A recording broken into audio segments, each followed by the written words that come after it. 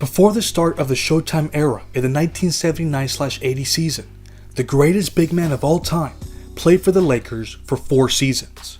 On one hand, he never reached the finals, let alone won a championship. But on the other hand, he won 2 regular season MVPs.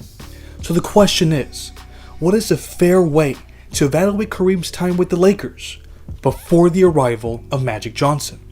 Should he be penalized for underachieving, or does he deserve a pass? Before you respond, we're going to evaluate his time there by reviewing the context of each season and the numbers. In the end, you'll have more than enough information to be the judge of this period of Kareem's career that hardly gets talked about. The one thing that we can say about that stretch is that he was as dominant as any player that we've ever seen. I believe he was the best player in the world for each of those years, and he should have won the MVP every year, except for the 1977-78 season. We'll get more into that later, but the numbers that he was recording were nothing short of legendary. Although he wasn't as dominant of a scorer as he was earlier in his career with the Milwaukee Bucks, he put more emphasis on being a more complete player. Let's take a look at his stats. In 1976, he averaged 27.7 points, 16.9 rebounds, which was his career high, 5 assists, and 4.1 blocks per game. No one has come close to touching those numbers. Then the following year, he had one of the greatest MVP seasons of all time. He is still the only player to average over 26 points, 13 rebounds, 4 assists, and 3 blocks for a season. In 1978, Kareem was hurt and he missed 20 games. Despite being limited, he is still the only player to average over 25 points, 12 rebounds, 4 assists, and 3 blocks in a season. Lastly, in 1979, he had one of the greatest all-around seasons by a big man ever. He is the only player to average over 23 points, 12 rebounds, 5 assists, and 4 blocks per game. But wait, we're not done yet.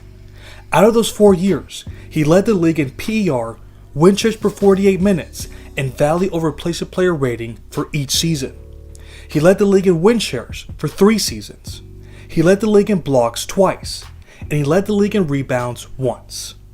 As I mentioned, he was clearly the best player in the world for those 4 seasons, and it wouldn't be an exaggeration to say that he was playing at a historic level. No one should be questioning his individual greatness during that time. But what about the team success portion? Did he do enough to carry his team in the regular season? This is where it gets a little tricky. Let's take, for example, his first year with the Lakers in 1976. Now, I dedicated a whole video talking about this season and the 1975 season a few months ago. To avoid sounding repetitive, I will summarize what I discussed. Kareem became the first and only player to win the MVP while failing to reach the playoffs. Although the Lakers gave up a lot of talent to acquire him, they were still in a position to make the playoffs. However, they had a rough final stretch that took them out of contention. In one of the least competitive seasons in NBA history, he has been criticized for not doing enough to carry the Lakers to at least the playoffs. In fairness to him, that Lakers team was as deep as a kiddie pool. You can even say that they got worse in the following year. But to his credit, they improved by 13 wins and they had the best record in the league. That was solely thanks to Kareem. I think he took that team as far as any player could. There is nothing negative that you could say about him in 1977. But that quickly changed in the following season. In the Lakers' first game, Kareem broke his right hand after punching Milwaukee's Kent Benson in the jaw. He was forced to miss the next 20 games to heal. How much did the Lakers struggle in his absence? They went 8-12. However, the Lakers made some big moves throughout the year that changed the landscape of this team. They drafted point guard Norm Nixon to direct the offense. They added Rookie of the Year Adrian Dantley, and they added Hall of Famers Lou Hudson, Jamal Wilkes, and Charlie Scott. This was no longer a one-man offense. Now they had real expectations to contend for a title. But there was this new narrative that was being pushed by the media that did not make Kareem look good in the eyes of the public. They were claiming that he simply didn't care about playing basketball anymore. For example, Sports Illustrated reported in 1978 that the feeling among those close to the team is that Kareem doesn't care about basketball anymore. They also reported that head coach Jerry West was getting fed up with his passive attitude. But things took a turn for the worse when Wilt Chamberlain decided to speak his mind on his rival. He mentioned to the Los Angeles Herald-Examiner that he's not a great defensive center and that he's had too many subpar years defensively. That only put gas to the fire. At that point, it was a running joke that Kareem didn't play at 100% on both ends of the floor. People just couldn't understand why a player of his caliber, who was in his prime, was not leading his team to dominant seasons. From 1976 to 1979, the Lakers won over 50 games once. So for 1978 and 1979, it seemed like he wasn't pulling his weight, even though he finally had enough talent to win. But here was the reality of the situation. This roster did not complement his game well.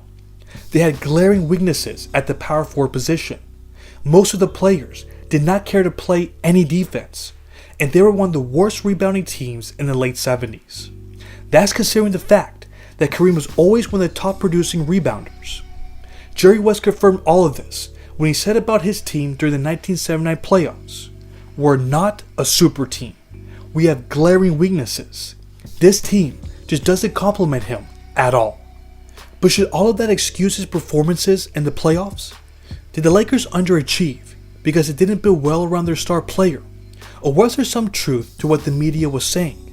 Did he not try hard enough where they needed him the most?